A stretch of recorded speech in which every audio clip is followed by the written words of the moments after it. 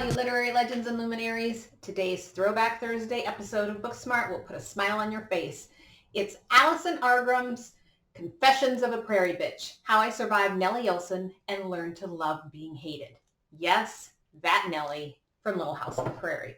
I grew up watching Little House on the Prairie reruns. I always arrived home late. I had to take the horrible bus home, and I was one of the last stops. I would walk in the door, throw my Care Bear book bag in my room, answer my mom's question about school with either a nothing or fine, and sit in front of the television to watch Little House on the Prairie. I always missed the first 5 to 10 minutes. I was in junior high before I saw the first few minutes of Sylvia, which then gave the plot the context I was lacking. I feel bad for people who have never watched Little House on the Prairie. You have to. You won't be disappointed. One year I had my students, who are in juvenile detention, write about a childhood incident, not illegal, now that they are teenagers. So I told them all about Laura Ingalls Wilder and blah, blah, blah, and then we watched this episode of Little House on the Prairie. Country girls. This was one of those activities that I thought would bomb. They would be bored with the show or rolling their eyes or what have you, especially since there isn't anything horribly exciting that happens in that episode, considering it's the third episode of the series. But my students loved it. In fact, I had students come back to JDC, because they always do, and tell me that they streamed episodes of Little House on the Prairie on their own while out in the free world. I could retire at that second, knowing I had made a difference. All right.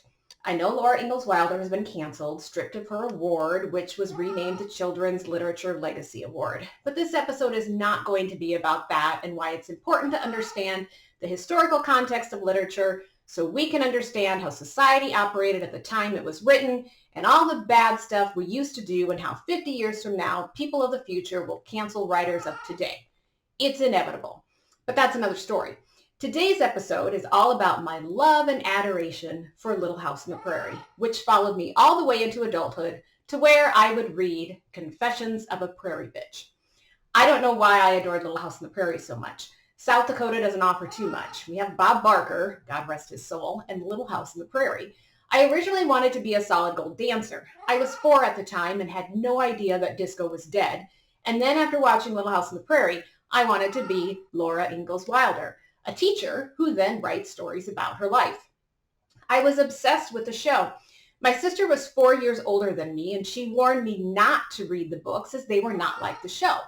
I would be in junior high before I read some excerpts, found them all wrong and slightly boring, especially when 4 pages were devoted to some door with a lock pomade, and I wouldn't read the books until I was in my 30s, just to prove that the die-hard book fans were wrong in saying that the books were the truth because they aren't, a topic I could talk at length about in detail. But that, too, is a whole other story. Nellie is the OG Mean Girl, long before Mean Girl was a thing. Yet there was something endearing about Nellie, especially when Percival enters the picture. But that's a ways in the future. And no one could have brought Nellie to life the way Allison Argram does. Look at the cover. It's perfect. It encapsulates what she could do. This is my favorite face. This is the one that said, you just stepped in poop and you're acting like you just didn't step in poop. Any celebrity who plans on writing a memoir needs to consult this book first. Allison knows how to write. She's hilarious, and she knows what her readers want. All the mundane details about Little House on the Prairie. She even tells us about the Olson's dinnerware. That's the kind of stuff we want to know about. We want to know about the wig and the mud and Willie Olson's refusal to read the scripts. He never knew how the episode ended, so was shocked when he watched them on TV. It's filled with priceless details told in a snarky way that is not the least bit Mean Girl. It just is. It's hilariously informative. Allison's memoir was the third I had read on Little House on the Prairie. First I read Melissa Gilbert's, who was Laura. So disappointing. She was Michael Landon's favorite and was on the show throughout its entire run. She gave us 2 chapters and that was about it. Then another chapter later on when Landon blew up the set. Other than mentioning Sean Penn in the voice of Tinker Jones and that Whitey Snyder was the makeup man on the show who also did Marilyn Monroe's face, you get nothing much from it, at least nothing that I can remember years later. Then I read Melissa Sue Anderson's memoir. She was Mary. That put me to sleep. How could Little House be so boring? I felt a little bad with her since she obviously didn't fit in, but her writing was so bland. I knew Melissa Gilbert and Allison were besties, and they didn't care much for the other Melissa, but even after reading all 3 books, I'm not sure I have a clear understanding why Melissa Gilbert called the other Melissa the devil, but that's tween girls for you. If you want a book that focuses on Little House, Nellie's book is the one to read. FYI, Carolyn and Miss Beadle both have written memoirs, but I haven't read them. Not yet, anyway. Allison grew up in a Hollywood family. Her older brother sexually abuses her, which she keeps to herself until she's an adult. She's blunt and brutally honest about how it changed her. She doesn't spend a lot of time developing it, as her focus is on the creation of Nellie. When she's 12, she tries out for Little House on the Prairie. She had never heard of Laura Wilder when she auditioned for the part of Nellie. They called her back. She auditioned for Laura. They called her back again, this time for Mary. The 4th time they called her back, she auditioned for Nellie again. This time she realizes that Nellie is a bitch, and she reads this infamous monologue. My home. My home is the best house in all of Walnut Grove. She had everyone laughing. The iconic Nellie Oleson is born. Let me read you what she writes in the introduction, which sets the tone for the whole story. I cannot count the number of people who have told me that Little House on the Prairie saved their lives, or the number of ways people have incorporated into their lives, going so far as to name their children Laura and Mary and, of course, Michael, but no Nellies. I have heard from people who name their cats and even their cows Nellie, but they don't dare name their daughters after me. Well, I, for one, am happy I was the Nellie. No, not just happy, proud, and eternally grateful. All I can say is thank you. It's like I tell people at my stand-up shows, by making me a bitch, you have given me my freedom. The freedom to say and do things I couldn't do if I was a nice girl, with some sort of stupid goody two-shoes image to keep up. Things that require courage, things that require balls, things that need to be done. By making me a bitch, you have freed me from the trite, sexist, gorgeous prison of likability. Any idiot can be liked. It takes talent to scare the crap out of people. That is Nellie in a nutshell. She gives us behind-the-scenes descriptions that are giggle until you snort kind. You learn about Catherine McGregor, who plays Mrs. Oleson. Some neat tidbits on Michael Landon, of course. The lack of chemistry between Dean Butler and Melissa Gilbert, which was painfully obvious as we all watched the love between El Manzo and Laura not heat up. Side note, it's El Manzo, not El Manzo, but the mispronunciation on the show has forever altered the real El Manzo's name. I was giggling every time Allison brought up Carrie, and then, of course, Melissa Sue Anderson, who Allison wrote, does not even go to the toilet. She writes with a wit that seems to fit whatever we saw from the show. Even her character descriptions are clever. Here's how she describes Albert Ingalls. And you know Albert. Orphan Albert is a street waif, a stealing, gambling, artful dodger type that Charles brings into the Ingalls family. Sad-eyed with pouty lips, he is a magnet for tragedy.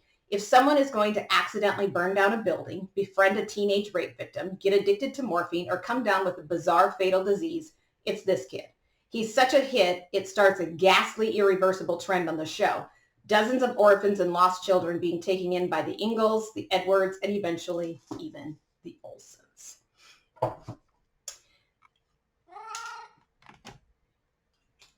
And then, the best detail ever. You know the beginning credits? Carrie fell on the beginning credits because her dope of a mother put Carrie's shoes on the wrong feet. That's priceless information.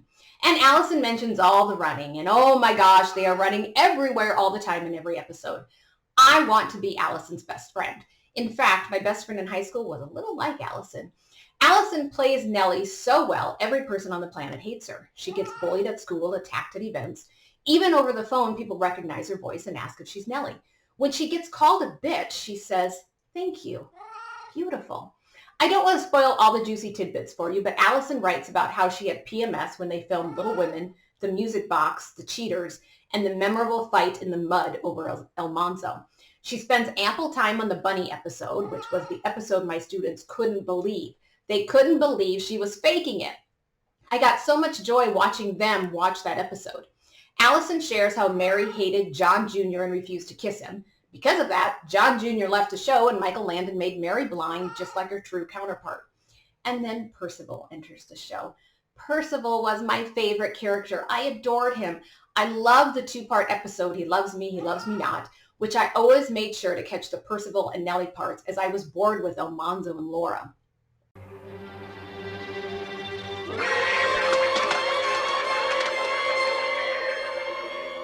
I also have a very short temper. What your mother ever built this place for you, I'll never know. You certainly can't cook, and you certainly have no right to be dealing with the public. And as pretty as you are, you don't need a restaurant to catch a husband in the first place. He said I was pretty. It broke my heart that Steve Tracy, who played Percival, died of AIDS. Allison and Steve Tracy became very close friends. In fact, everyone thought they were a real couple in real life. Apparently, no one knew he was gay. Allison became an AIDS activist and helped him through treatment, but he died when he was 34 years old. She also helped change childhood abuse laws. Allison is one of the good guys in Hollywood, using her status for everything good. She credits Michael Landon for keeping all the kids on the show out of trouble. They had a saying about the cast of Little House: no arrests, no convictions. Unlike almost all the other celebrity memoirs I've read, Allison doesn't name drop. She's not trying to impress her readers. She doesn't have to. She's fricking Nellie Oleson. There are no pity parties in this book. She doesn't fix her nose or enhance her breasts. She embraces and celebrates her iconic role and is grateful for everything it gave her. Matthew Perry should take some notes, and she's a lot funnier than he is. My only criticism, I wish she would have developed more of the adult life as she visited all the real places of Laura Ingalls Wilder, like Walnut Grove. When I visited DeSmet, South Dakota, and Walnut Grove, Minnesota, and Mansfield, Missouri, I love seeing stuff from when cast members visited. I wish she would write a humorous book filled with essays about life. I always thought she should have played Betty Broderick instead of Meredith Baxter Birney, although she might have been too young to play the part. She would have created fabulous Saturday Night Live characters. I wanted to see her in all the other stuff I watched, because if the world despises Nellie Oleson so much, Allison must have been a great actor. Allison is authentic and real and funny and thoughtful and compassionate. Even if you aren't obsessed with Little House on the Prairie, you will laugh at this book, and Allison will inspire you. And if you have no idea what I'm talking about when I say Little House on the Prairie, I'm so sad. You are really missing out. Binge watch it. You don't have to watch the last couple seasons with the new beginning, because those just recycle all the plots for the previous seasons. Plus, there's no Nellie.